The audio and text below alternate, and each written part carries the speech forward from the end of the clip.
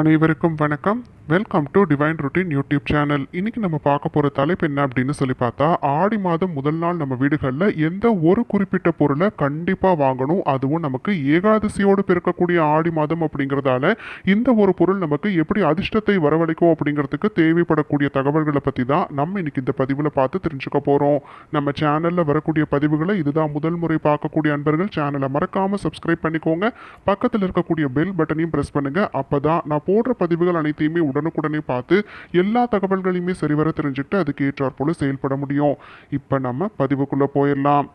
பொதுவாக ஆடி மாதம் அப்படின்னு சொல்லி எடுத்துக்கிட்டாலே பெண்களுடைய மனதில் ஒரு விதமான சந்தோஷம் தொற்றிக்கொள்ளும். ஏன்னா இது அம்மனுக்கு உகந்த மாதம் அப்படிங்கிறதால பெரும்பாலும் வீடுகளில் இருக்கக்கூடிய பெண்கள் கூடுமான வரைக்கும் வீட்டை ரொம்பவுமே மங்களகரமாக வைத்திருப்பது அப்படிங்கிறத செய்வாங்க. அது மட்டும் இல்லாமல் வீட்டு வாசலில் தொடங்கி வீட்டு பூஜை அறை வரைக்குமே நிறைய மங்களகரமான விஷயங்கள் நேர்மறை ஆற்றல் பெருகுவதற்குண்டான முயற்சியில் ஈடுபடக்கூடிய சமயத்தில் இப்போ நான் சொல்லக்கூடிய இந்த ஒரு அதிர்ஷ்டமான பொருளை முதல் நாள், அதுவும் ஆடி மாதம் நமக்கு இந்த வருடம் பிறக்கும் பொழுதே தேவசயனி ஏகாதசியோடு சேர்ந்து பிறக்குது அப்படிங்கிற காரணத்தால ஏகாதசி அப்படிங்கிறதே பெருமாளுக்கு உகந்த நாள் இல்லைங்களா?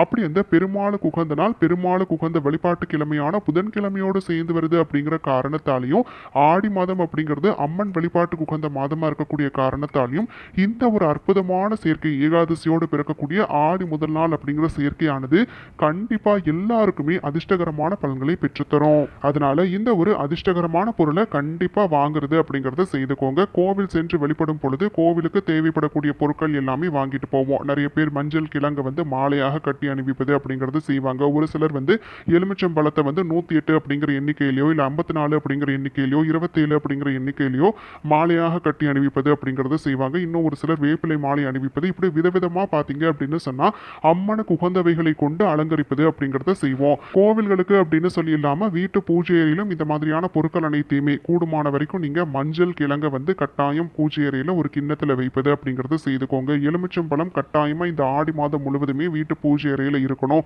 அது மட்டும் இல்லாம வேப்பிலை கொத்துக்கள் ஆடி செவ்வாய், ஆடி வெள்ளி, ஆடி பூரம், ஆடி கிருத்திகை, இந்த மாதிரி முக்கியமான ஆடி மாதத்துல வரக்கூடிய விசேஷ நாட்கள்ல ஆடி ஞாயிற்றுக்கிழமைகள்ல நீங்க வீட்டுல வைத்திருக்கக்கூடிய அம்மனுடைய திருவுருவ படத்திற்கு நீங்க ஒரு கொத்து வேப்பிலையை வைத்து வணங்குவதன் பலனா அம்மன் மனம் குளிர்வதோடு மட்டும் இல்லாம நம்ம என்னுடைய நியாயமான கோரிக்கைகள் எதுவா இருந்தாலுமே அது அனைத்தையுமே இன்முகத்தோடு நிறைவேற்றி தருவாங்க அப்படிங்கிற ஒரு நம்பிக்கையானது இருக்கு. அதனால நான் சொன்ன விஷயங்கள் அனைத்தையுமே சரிவர கடைபிடிங்க. இப்படி எல்லாத்தையுமே நம்ம செய்யும் பொழுது நிறைய பேர் வீட்டுல ராகி கூழ் செய்வது அப்படிங்கறத செய்வோம். இல்ல கூழ் வார்ப்பது அப்படின்னு சொல்லிட்டு நிறைய வீடுகள்ல செய்து கொண்டு போய் அம்மன் கோவில்கள்ல வருகை தரக்கூடிய பக்தர்களுக்கு வழங்குவது அப்படிங்கறத செய்வோம். நீங்க உங்களுக்கு விருப்பம் இருக்கு அப்படின்னு சொன்னா, இல்ல செய்யக்கூடிய வழக்கம் இருக்கு அப்படின்னு சொல்லும் பொழுது ஆடி முதல் நாளே செய்து பாருங்க. கண்டிப்பா அமோகமான வாழ்க்கை உங்களுக்காக காத்துட்டு இருக்கு. ஆடி செவ்வாய், ஆடி வெள்ளி, ஆடி ஞாயிறு, பொதுவா இந்த 3 கிழமைகள்ல கூழ் வார்ப்பது அப்படிங்கறது செய்வாங்க. ஆனா இந்த ஆடி முதல் நாள் செய்வது அப்படிங்கிறது ரொம்ப ரொம்ப சிறப்பு. தேங்காய் சுடக்கூடிய வழக்கம் உங்க வீடுகள்ல இருக்கு அப்படின்னு சொல்லும் பொழுது தேங்காயை சுட்டு பூஜையில வைத்து வணங்கிட்டு அதுல கொஞ்சம் தேங்காயை அந்த நடுவில் போடக்கூடிய பூரணத்தோடு சேர்த்து கொஞ்சம் தேங்காய் எடுத்துக்கிட்டு கொஞ்சம் பச்சரிசியை ஊற வைத்து 1-2 வாழைப்பழத்தையும் சேர்த்துக்கோங்க. சேர்த்து பசுமாடுகளுக்கு தருவதன் பலனா அனைத்து தெய்வங்களும் தேவர்களும் குடிகொண்டிருக்கக்கூடிய பசுமாட்டினுடைய அருளும் நமக்கு பரிபூரணமா கிடைக்கும். கோமாதா வழிபாடு இந்த முதல் நாள் நம்ம மேற்கொள்ளக்கூடிய பட்சத்துல கட்டாயமா எல்லாருக்குமே சகலவிதமான ஐஸ்வர்யங்களும் பெருகுவதற்குண்டான அருளை அனைத்து தெய்வங்களும் சேர்ந்தே வழங்குவாங்க அப்படின்னு சொல்லி நம்பப்படுது. அதனால இந்த ஒரு செயலையும் தவறாம செய்துக்கோங்க.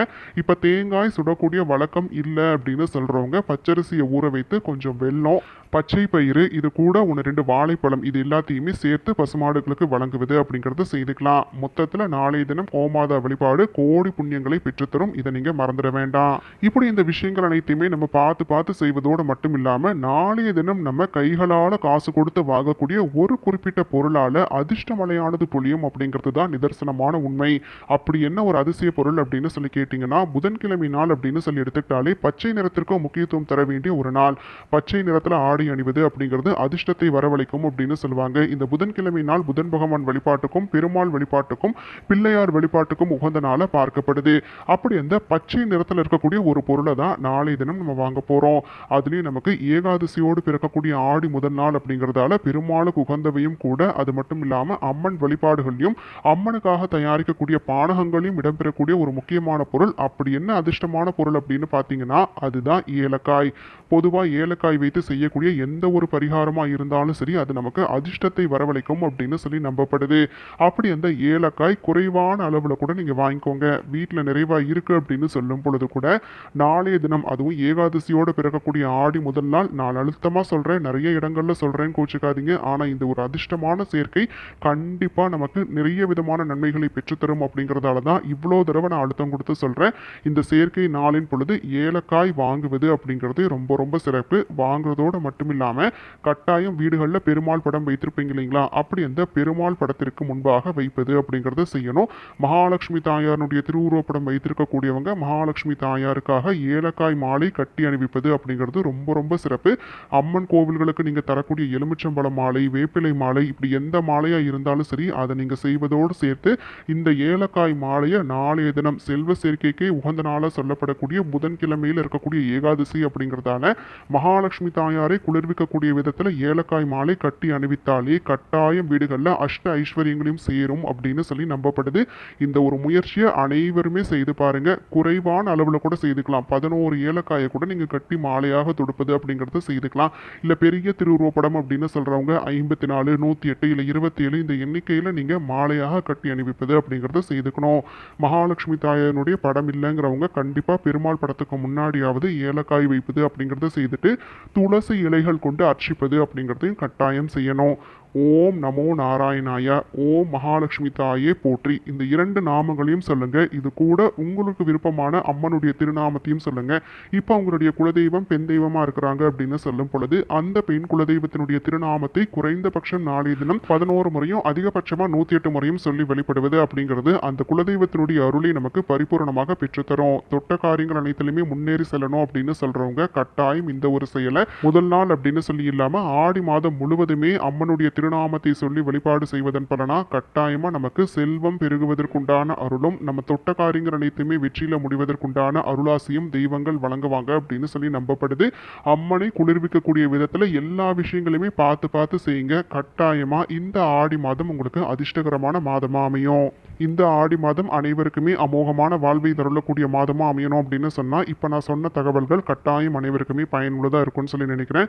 இப்ப நிறைய பேருக்கு வெளியில சொல்ல முடியாத பிரச்சனைகள், தீர்க்கவே முடியாத பிரச்சனைகள் இருக்கு அப்படின்னு சொல்லக்கூடியவங்க இந்த ஆடி மாதத்துல பூட்டு சாவி பரிகாரம் மேற்கொள்வது அப்படிங்கிறது கட்டாயமா எல்லா விதமான பிரச்சனைகளையும் கட்டவிழ்க்கும்.